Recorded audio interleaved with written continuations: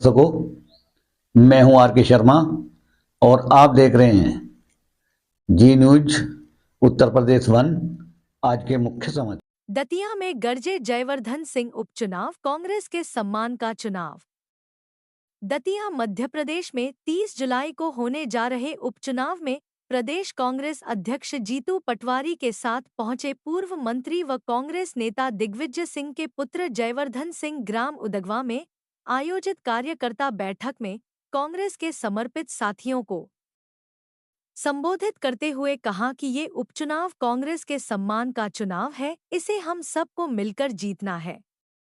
बैठक में उन्होंने कार्यकर्ताओं से संवाद कर दतिया विधानसभा उपचुनाव में कांग्रेस प्रत्याशी घनश्याम सिंह को भारी मतों से विजयी बनाने का संकल्प दिलाया। बैठक में नरेंद्र यादव, अभिषेक तिवारी, नरेंद्र सरवरिया, राधा बल्लभ सरवरिया, राजा कुरैशी के साथ बड़ी संख्या में कार्यकर्ता व वोटर उपस्थित रहे। दतिया से डायरेक्टर आर के शर्मा की रिपोर्ट। एक एक मतदान केंद्र के हमारे कर्मठ साथी जो मेरे सामने विराजमान हैं, मैं आप सबको प्रणाम करता हूं। साल पहले ही हो चुका था, 2023 में चर्चा थी कि सबसे कठिन चुनाव मध्य प्रदेश में दतिया का चुनाव है, लेकिन मैं उदगवा क्षेत्र के कांग्रेस के एक एक कार्यकर्ता को प्रणाम करता हूं कि आपके आशीर्वाद से, आप सबकी मेहनत से, आप सबकी कर्मठता के कारण अति का अंत हुआ था और राजेंद्र भारती जी को आप सबके आशीर्वाद से विधायक चुना गया था। लेकिन जैसा कि हम देख रहे हैं, चाहे इस विधानसभा में आपने अहंकार खत्म कर दिया, लेकिन क्योंकि सत्ता अभी भी उन भाजपाइयों के पास है और उनका अहंकार सत्ता का इतना चरण पर है कि वोट चोरी से सीट चोरी पे आ चुके हैं। यही सीट चोरी जो एक महीने पहले राज्यसभा चुनाव में मीनाक्षी जी के साथ की गई, जहां बेबुनियाद तरीके से उनका फॉर्म निरस्त किया गया और वही तरीका अब दतिया में अपनाया गया। राजेंद्र भारती जी का बेबुनियाद तरीके से कोर्ट के माध्यम से सौदेबाजी के आधार पे उनका विधायक पद उनसे छीना गया। लेकिन साथियों, ऐसा ही हादसा 2 साल पहले हुआ था, जब नीतू सिकरवार जी मुरैना लोकसभा से चुनाव जीत रहे थे। जब भाजपा को लगा कि वो चुनाव नहीं जीत पा रहे थे, उनने वही विजयपुर के कांग्रेस के वरिष्ठ नेता, वरिष्ठ विधायक के साथ सौदा किया। रामनिवास रावत जी चले गए भाजपा में, मंत्री बन गए। लेकिन लोकसभा चुनाव के बाद जब उपचुनाव हुआ था विजयपुर में, और यहां में अनेक उन नेताओं को देख रहा हूं जो विजयपुर उपचुनाव में प्रभारी के रूप में कांग्रेस के लिए काम कर रहे थे, उस समय भी कांग्रेस के नेता, हम सब के नेता जीतू पटवारी जी ने पूरी टीम को एकत्रित किया था और वहां पर चुनाव ऐसा लगा कांग्रेस ने कि भाजपा के मंत्री को हराकर एक आदिवासी विधायक कांग्रेस के बनाए होकर अब समय दतिया का आ गया है। लेकिन जैसा मैं कह रहा था कि दतिया में तो आप सबने, दतिया के मतदाताओं ने नरोत्तम मिश्रा जी को 2.5 साल पहले घर बैठा दिया था।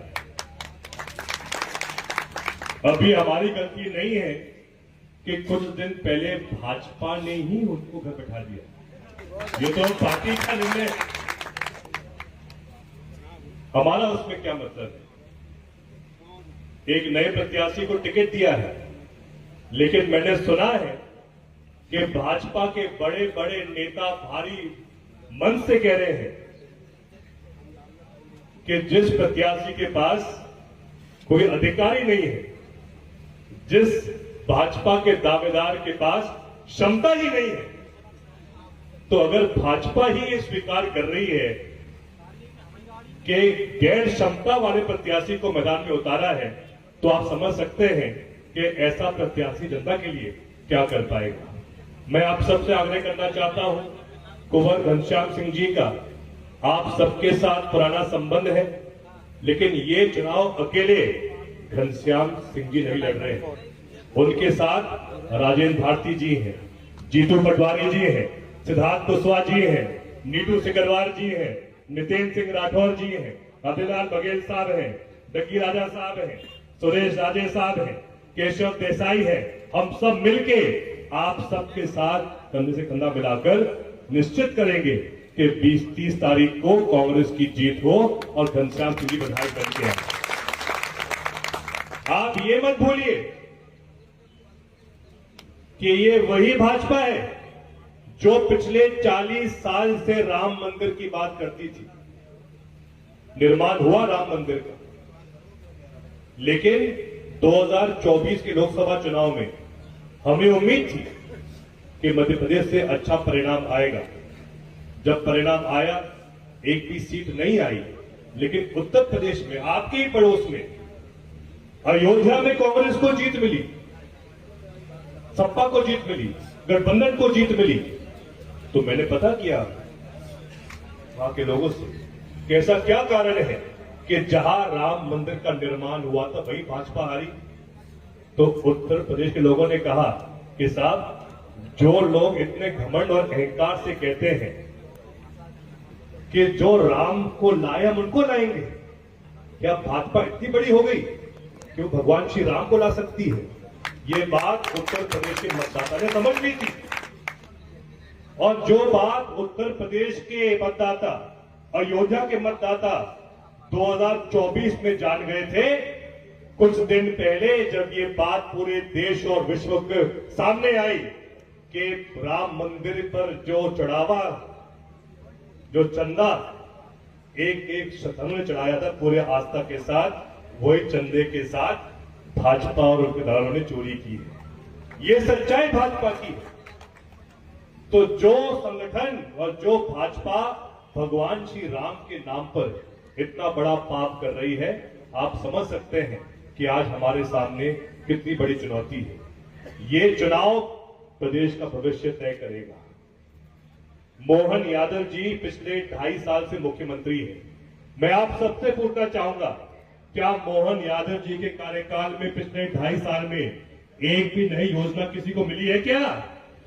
आप एक योजना बताओ पिछले 2.5 साल की, चाहे वो किसान के हित में हो, चाहे वो युवा के हित में हो, चाहे वो महिलाओं के हित में हो। हम बात करते लाडली बहना की, वही लाडली बहना जिसका वादा किया था चुनाव के बाद 3,000 की राशि की जाएगी। लेकिन आप आज सर्वे कर लो अपने इस गांव में, कड़ोकवा में, आपको ये आंकड़ा सामने आएगा कि कोई भी कन्या जो 15, 16, 17 वर्ष के बाद 18 वर्ष की हो रही है, उसका नाम नहीं जोड़ा जा रहा है। जो भी माता 59 के बाद 60 की हो रही है, उनका नाम काटा जा रहा है।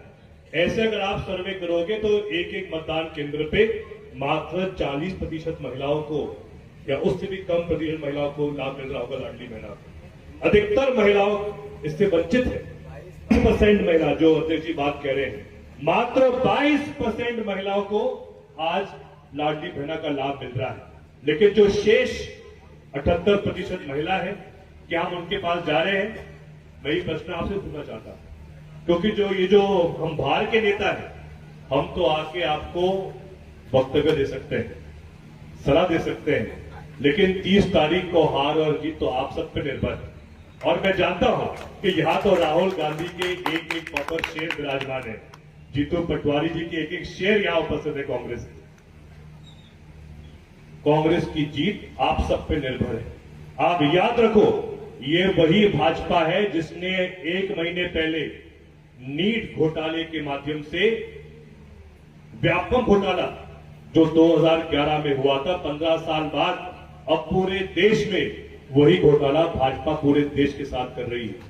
22 से 25 लाख युवाओं ने नीट की परीक्षा दी थी, लेकिन जो लोग मालामाल हैं, जो लोग जिनके पास भाजपा के नेताओं के कनेक्शन है, उनको पहले ही पेपर मिल जाता है, लेकिन जो निर्धन परिवार का योग्य लड़का होता है उसको न्याय नहीं मिल पाता है।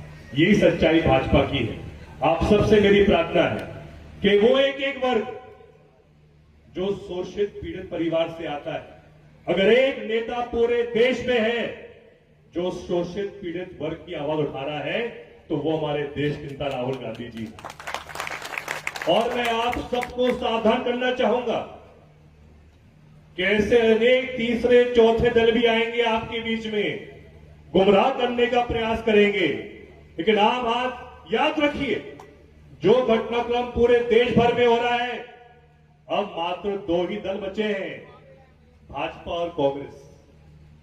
अगर कोई भी मतदाता तीसरे या चौथे या 5वें दल में जाएगा, मतलब आप सीधा भाजपा को ही समर्थन कर रहे हो। आपको बात समझ नहीं होगी।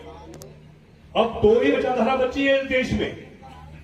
एक भाजपा की कट्टर विचारधारा है, अहंकार की, घमंड की, और दूसरी कांग्रेस की संविधान की विचारधारा है, देशभक्ति की विचारधारा है, राष्ट्र हित की विचारधारा है, वो कांग्रेस की विचारधारा है। तो आपसे मेरी प्रार्थना है कि इस बात को रख के हम 30 तारीख के लिए तैयारी करें, और जहां आपका आदेश होगा वहां हम लोग आप सबके लिए खड़े हैं।